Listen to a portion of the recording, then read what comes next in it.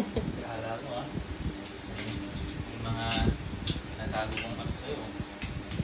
Wait lang, ano yun? Manang muna yung bawang. Wala na, brown na.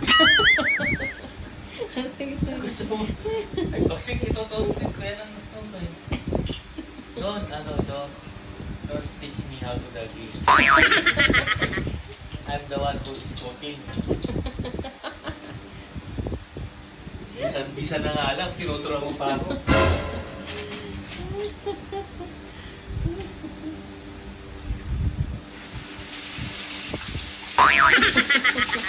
Asin. Asin ka, no? Ay, corn. Ano ka na? Magic ka na. Asin. May asin ka na.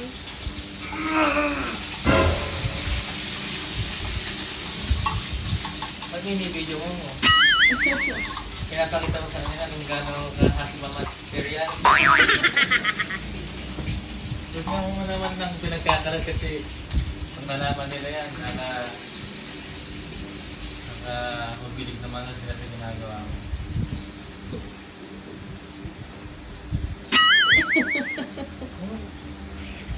Binibidyo mo pa, alam mo namang ikaw lang nakakaalam na sobrang galing kong magluto.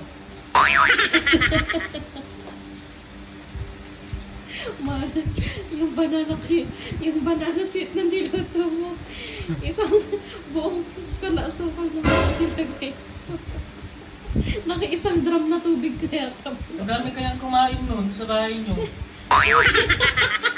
Nasa rep nga, nakita ko lang. Sa ref lang. Matambak lang doon. Kumain kaya sila doon, nasa bahay nyo. Sabi pa nga ng mga kapatid mo, Justin, masarap ng banana seed na gawa mo. Gustong gusto namin yun.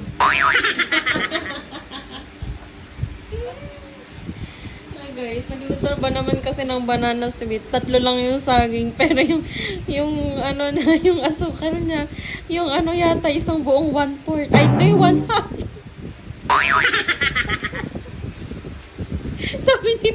sabi ni Aika, nung inabot niya sa akin, nung papatikman niya sa akin. Siya tumikim, kasi busy pa ako, sabi niya gano'n. Tita, sobrang tamis. Sabi nga niya rin yan, masarap ba yun, ha? Ito,